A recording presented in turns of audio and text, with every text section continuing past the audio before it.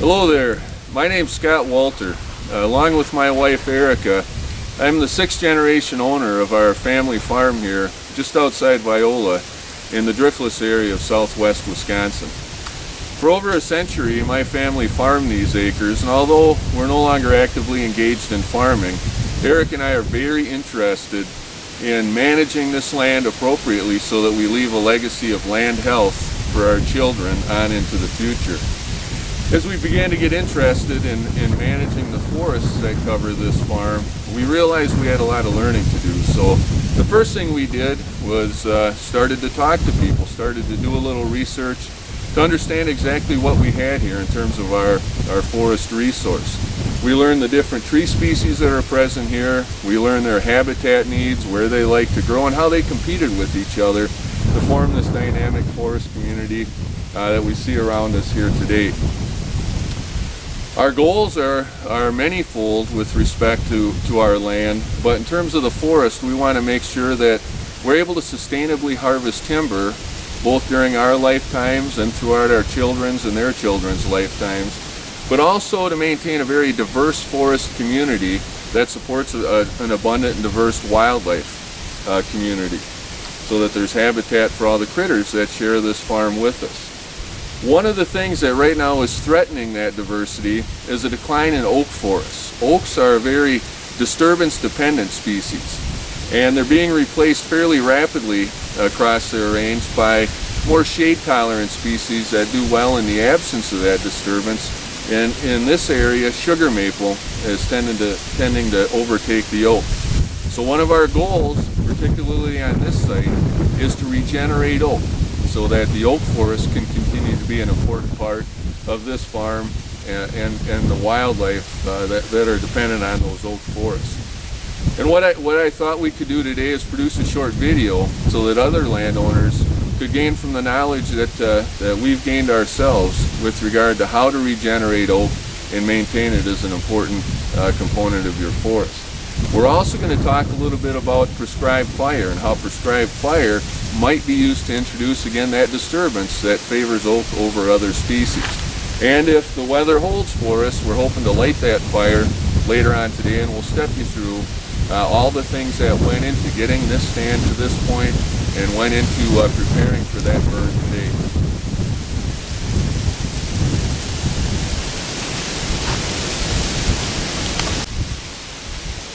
So here we are out in the middle of that oak stand where we've decided that regenerating the oak is possible. And again, why is this such a priority for us? Well, oak forests provide incredible habitat for a really diverse community of wildlife. Throughout my life, I've been able to engage with a lot of really interesting wildlife because oak has been such an important part of this farm. So we want to regenerate that oak. Many of the things about oak forests contribute to that diverse wildlife assemblage that we see in stands like this. The canopy supports just an abundant array of insect life and folk. In fact, oak forests are known to provide habitat for over 450 species of butterflies and moths, and the caterpillars of those critters provide then food for an abundant assemblage of songbirds.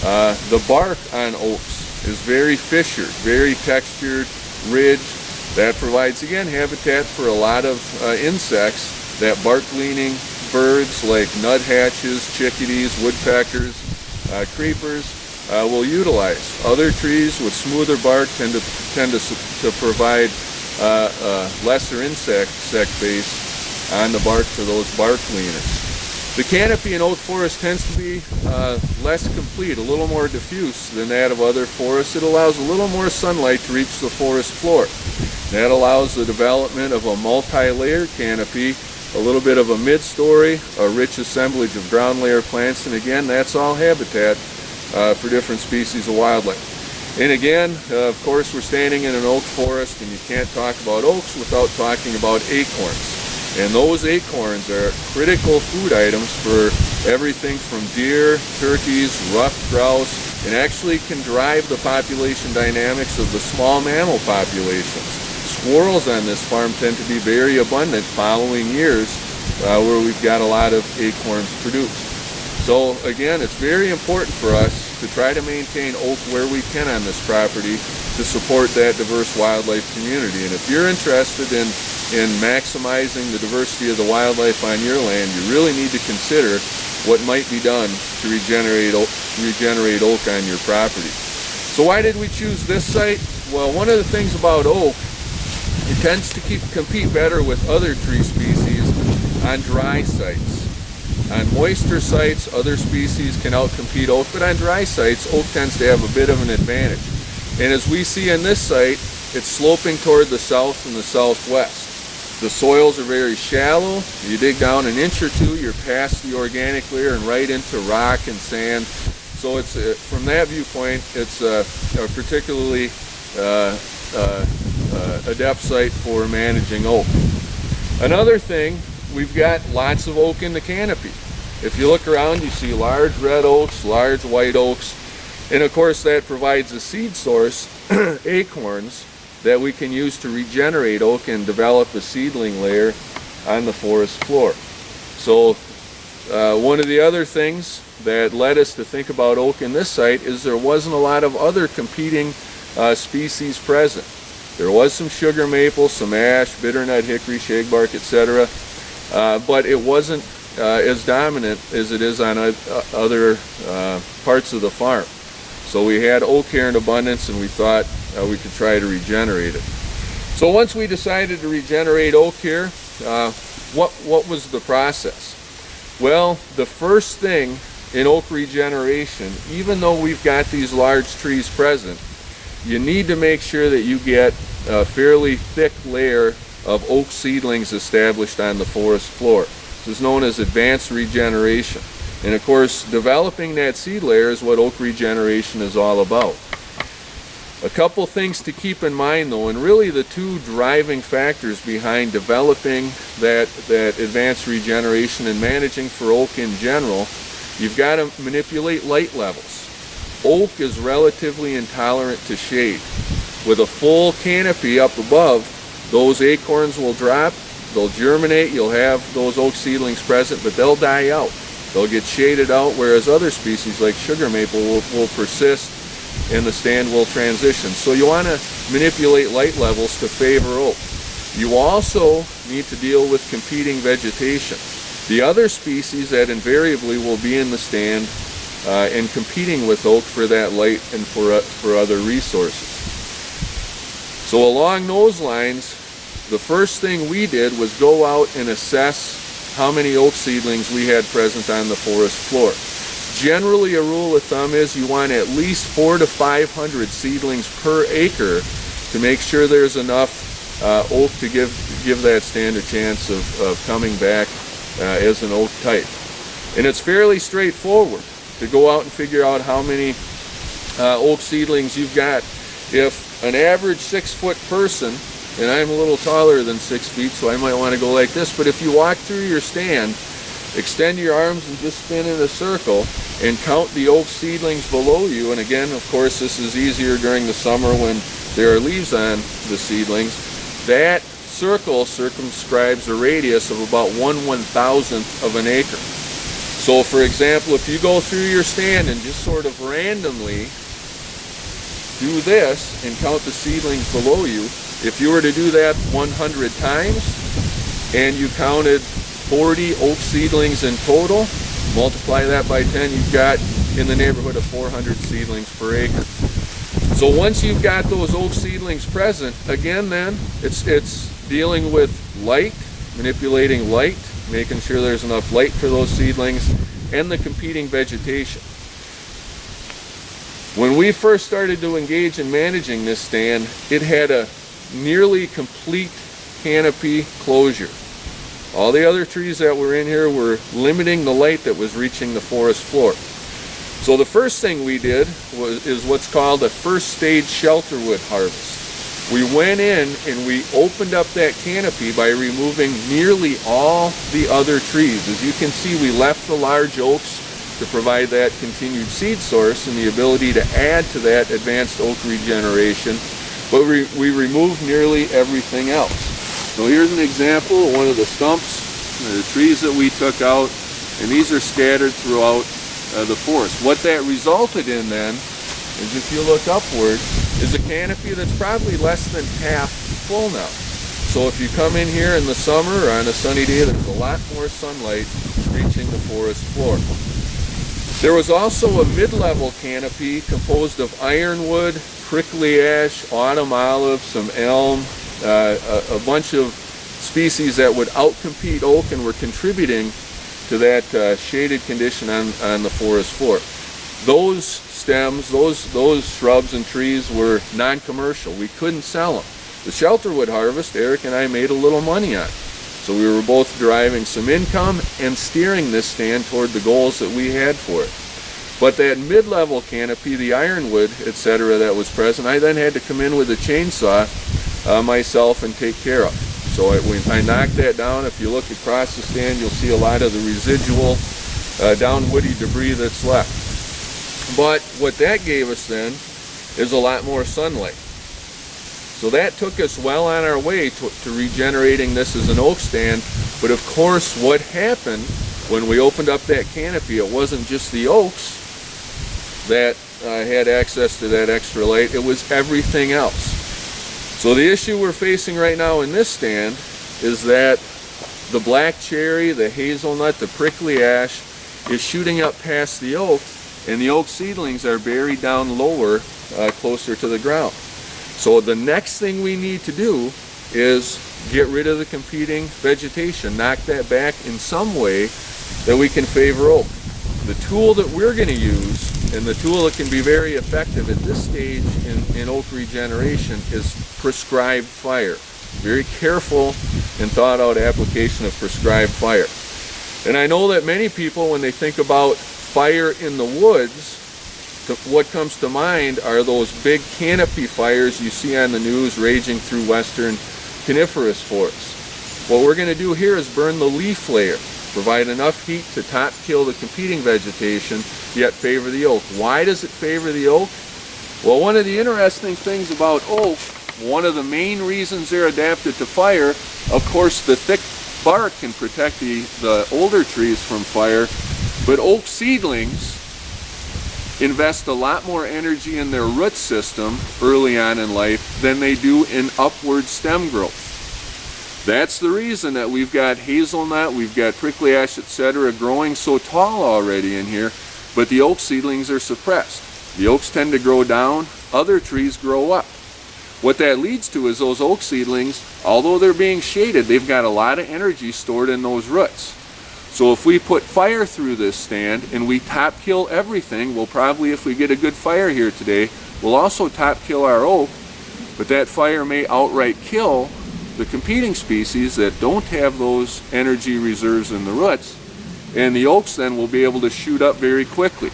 And with all that energy then and full access to the sun, in a single year or two following a prescribed burn, you can get those oak seedlings from 6 inches tall. After the fire they shoot up, they may be 4 or 5 feet tall a couple years after the burn.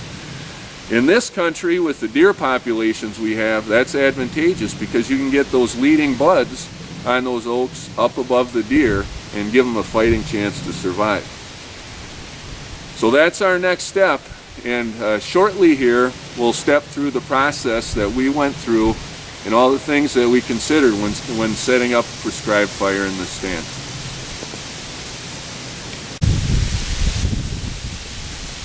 So here I wanted to stop in a part of the stand, the hillside where we're trying to manage for oak, and talk just for a minute about this 1 to 2 acre patch that we're excluding from the burn, and where our goal is not oak regeneration. Again, when deciding where oak regeneration is possible, you want to consult a professional.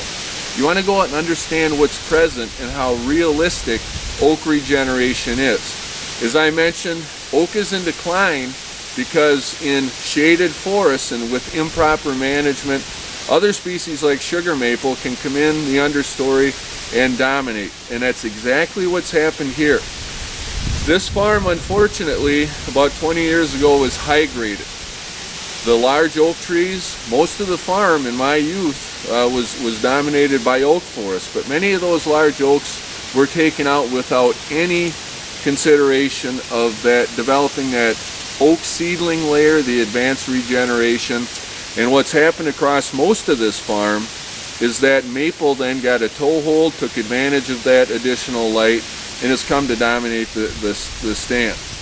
The reason you want to be very careful about where you try to regenerate oak, if there's good hardwood regeneration, like this abundance of nice, young, straight maple saplings, this is not a site, even though obviously from the large oak trees that are still in here, this used to be oak. I used to shoot squirrels in here when I was a kid. But you do not, maple is also a very valuable tree.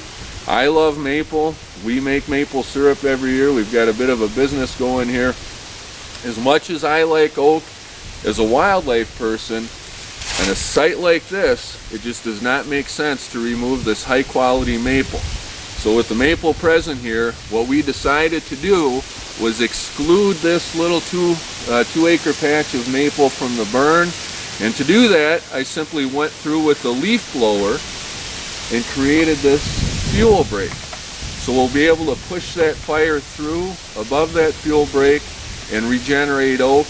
But outside here, we're just going to let this maple come in and develop as really, I think, as you can see, what's going to be a high quality sugar maple stand.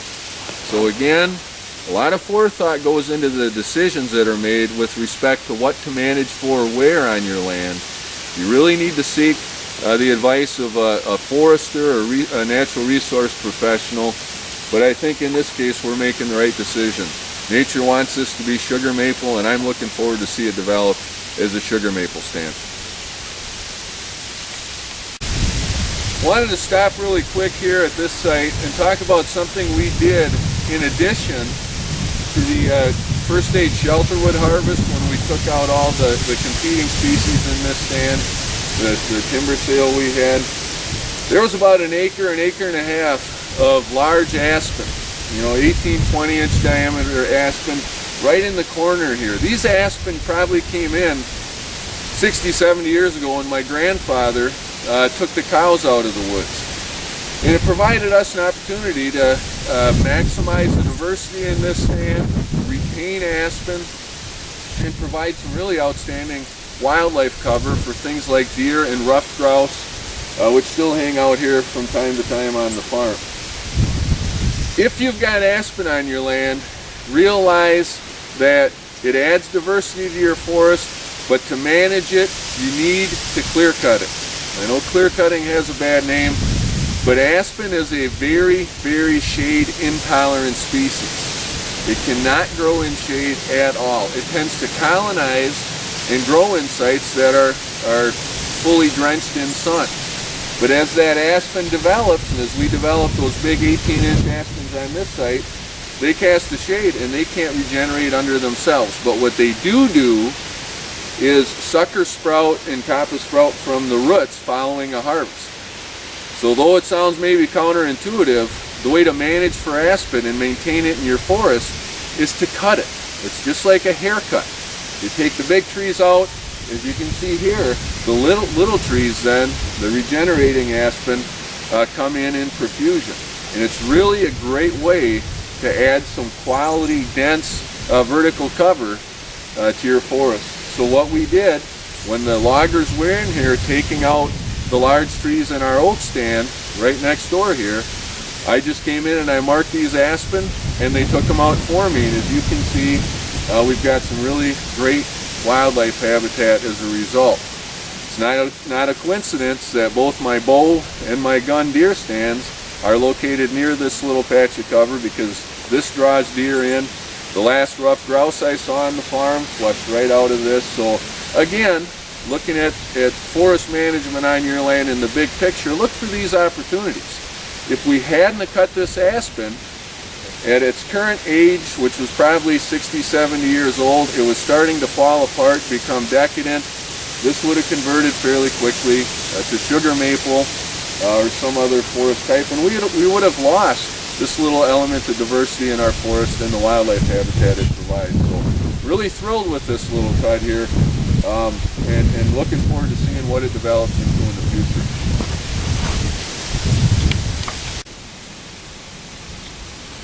Okay, so now we're back in that oak stand, and the last thing I want to talk about quickly before we burn is the process heading up to the burn. If you're intending to use prescribed fire, it is not a decision you want to make quickly and then jump out in the woods and burn. There's a lot of forethought, a lot of planning that goes into conducting a safe burn. And if you don't have any experience with prescribed fire, you certainly want to talk with, again, a forester, a natural resource professional, and get some advice in the development of your burn plan. Lots of things to consider.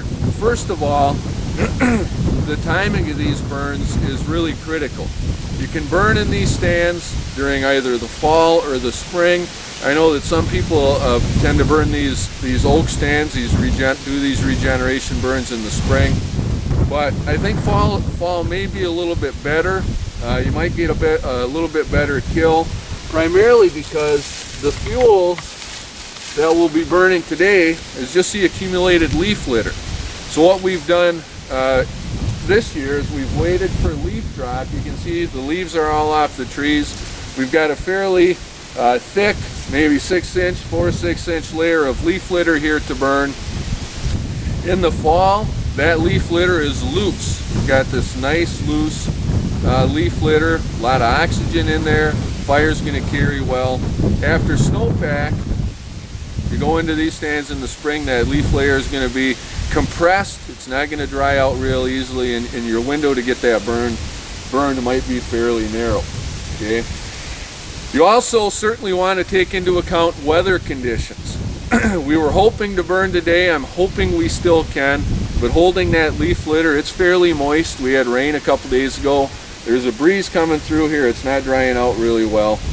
But you want to choose a day that winds are low or light and blowing in the direction you want, generally blowing the flames away from your danger zones. This stand of timber runs right up against our line fence. In other words, right up against our neighbor's land. So one of the things I thought about first was keeping the fire from escaping. And of course, the way to do that is to separate these fuels, this leaf litter, from the area outside the burn area by developing what's called a fuel break. Now, we're very lucky in this stand in that it's entirely ringed by logging trails. So again, thinking ahead to when you want to conduct these burns, I was thinking about what we needed to do last spring. And I kept these trails mowed, so we didn't get a dense stand of grass. It looks just like a lawn. And then just over the last week or so, I came through with the leaf blower. The leaf blower is a very effective tool for putting fire breaks, fuel breaks into these stands. And I just blew the leaves off that logging trail, so the whole stand is ringed by probably a 6 to 8 foot fuel break. So we're going to be able to contain these flames, I think, fairly easily. The other thing you want to think about is what sort of danger spots do you have? Where might the fire lead to problems? And in this stand, when I was doing the TSI, I piled a bunch of brush up right here, not thinking down the road to this fire. That brush is right near the fuel break. It's right near my neighbor's land. With this breeze we've got going today, if we're able to get this to burn, there's a chance that that could ignite, and that would be sending up sparks that would then carry over to the neighbor's land. So what I've done with the leaf blower, I've just blown a little gap, blown the leaves away from around that brush pile. When we get up here with our ATVs and the water tanks, we'll wet that down a little bit to keep that from burning, so that's not going to burn. We've also got a power line right away that runs through part of the stand, and there's some power line posts. Again, thinking ahead, this summer I mowed around those, and we're going to scrape for a few feet around each, the vegetation away so it's exposed dirt, and then we'll wet that down. So again, you're thinking carefully about what this fire might do. You also want to think about what effects your fire is going to have and how effective it's going to be at reaching your oak regeneration goals. The acorns that drop in the fall are going to be sitting on this leaf litter. You run a fire through it, you're going to kill the acorns likely that are sitting in that leaf litter. The timing of these burns is really important. You have to choose not only the time of year, but which year to burn. Oaks tend to produce abundant crops of acorns only in certain years. So if you want to develop that thick 400 to 500 at least seedlings per acre oak advanced regeneration, you want to make sure you time your burn in consideration of when you get those big acorn crops. You don't want to run a fire through the woods and kill a lot of acorns that could give you your next crop. Another thing, or another reason that I like to burn late in the year, and maybe I've waited a little bit too late this year, but we had a decent acorn crop this year, and I've given the squirrels a month and a half, a couple months now, to bury a lot of the acorns that have fallen on the ground. So although we're going to burn this site, many of this year's crop of acorns are not going to be harmed by the fire. They're an inch or two deep in the soil, and they're going to add to, again, that layer of advanced regeneration. So timing is important. I don't know if we're going to be able to burn this today. Again, it's a lot cooler than it was forecasted. The wind's up a little bit. Without the sun, we're not really drying this layer out. But we'll talk about some of the tools that we'll use in just a minute when we come back up with the crew to start burning. So we'll be back in a minute. Another thing you want to consider when you're conducting your burn is how intense you want that fire to be. As we've talked, you want a fire that's going to be intense enough to top kill the smaller stuff, the things that are competing with those oak seedlings on the forest floor. But if your fire is too intense, you can injure or even kill the larger trees that you might want to retain because they've got some commercial value to them. Fire will burn, of course, much more intensely with the wind pushing it. It's known as a head fire.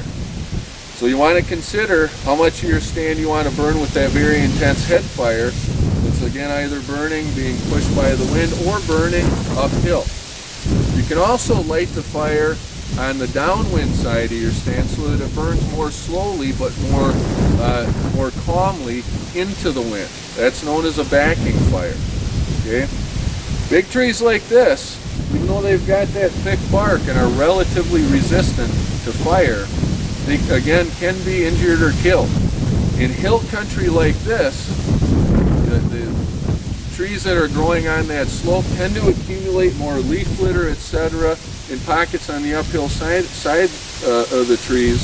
So it's common in this country to see fire scars and developing wounds on the uphill side of these trees. If you want, what you can do is actually go through your stand with the rake and pull the leaf litter away from the base of these trees to protect them from that kind of injury. For us, because we're engaging in a shelterwood harvest, we've already gone through the first stage, the removal of everything else. Once we get that nice oak advanced regeneration in place, these trees are going to come out. So probably in the next 2, 3, maybe 5 years, these trees are going to come down.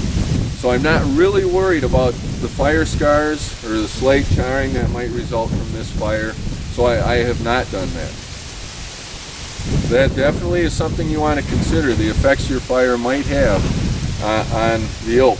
Now the way I wanted to burn this stand, the hillside slopes away from my neighbors, and I wanted to burn from the top then down using a backfire into this south wind. So it's increasing the width of that fire break and providing more and more protection to my neighbor's land as it burns. Once we get into this stand, again, if we're able to burn today, once we get into this part of the stand, depending on how late it's getting, temperatures are going to drop more this evening, I may start that head fire and let that fire race up the hill. But it'll be interesting to see how this fire progresses if we get it to go and what effect it's going to have on the oak.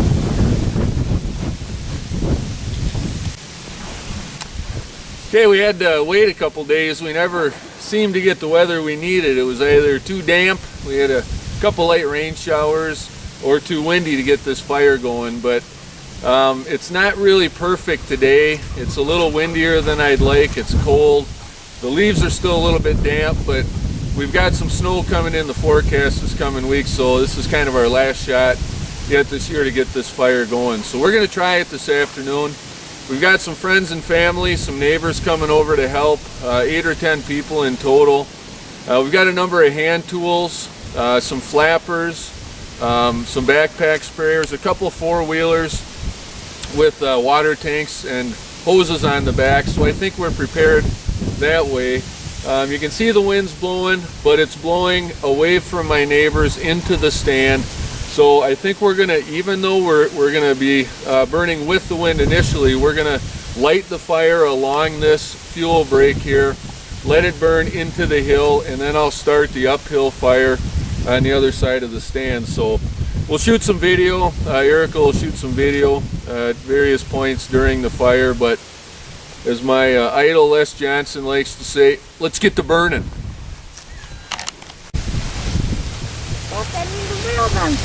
Here we can see Scott walking along with the drip torch. I don't know if you can hear our 5-year-old in back. She's asking why Dad is lighting the world on fire. And he's going along the burn line here.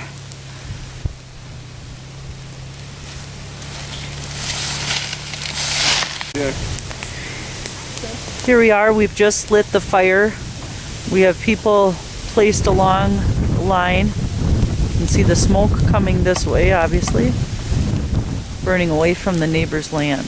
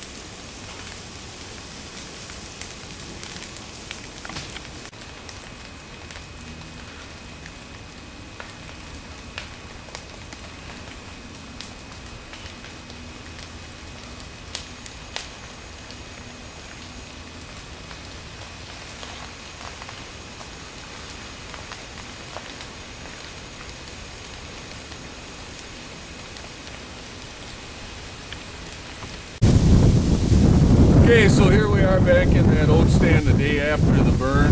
Thought we'd wrap up just by showing what the woods looks like after the prescribed fire ran through it yesterday evening.